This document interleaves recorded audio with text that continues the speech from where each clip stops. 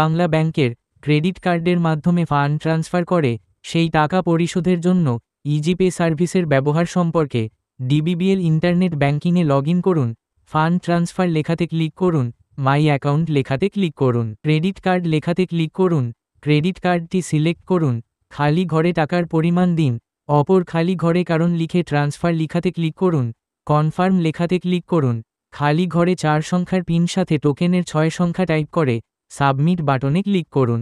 Credit কার্ডের বিল তৈরি হওয়ার কমপক্ষে 3 দিন পূর্বে ডিবিবিএল হেল্পলাইনে কল করে ইজিপে সার্ভিসটি নিতে হবে। ক্রেডিট কার্ড সার্ভিসের জন্য 2 চাপুন। অনুগ্রহ করে আপনার ক্রেডিট কার্ডের শেষ 4টি সংখ্যা এন্টার করুন। আপনার কলটি একজন কাস্টমার সার্ভিস প্রতিনিধির কাছে ট্রান্সফার করা হচ্ছে। আসসালামু আলাইকুম, ডাচবাংলা ব্যাংক থেকে জেসমিন বলছি। কিভাবে আপনাকে সহযোগিতা করতে পারি? যে কার্ডের নাম্বার ইনপুট করে এসেছেন এই নাম্বারের সাথে আপনি ইজিপে সার্ভিসটা নিতে চাচ্ছেন, মানে পুরো 24,000 টাকার উপরেই করবেন, তাই তো? হ্যাঁ। আচ্ছা ঠিক আছে, সময় দিন, আমি আপনার কার্ডটা চেক করে দেখছি।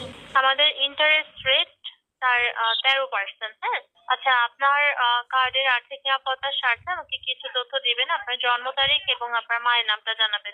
ধন্যবাদ। আমি দেখতে পাচ্ছি আপনার হচ্ছে 23,999 টাকা 50 পয়সা, স্যার। হ্যাঁ, তাহলে কি আমি পুরো টাকার উপরেই আপনার রিকোয়েস্টটা রাখবো এখন?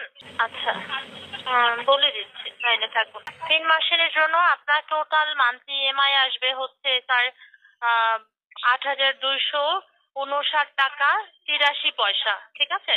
আচ্ছা, এখন আপনাকে অতিরিক্ত পেমেন্ট করতে হবে। আপনার ইন্টারেস্ট আসবে 779 টাকা 98 পয়সা এবং আপনার 1% প্রসেসিং ফি আসবে হচ্ছে 239 টাকা 99 পয়সা। আর প্রসেসিং ফি এর উপরে ভ্যাট আসবে 35 টাকা 99 পয়সা। ইন টোটাল আপনার হচ্ছে অতিরিক্ত আপনাকে 25,055 টাকা 47 পয়সা দিতে হবে। হ্যাঁ, 1,055 টাকার মতো আপনার বেশি আসছে, 1,056 টাকা।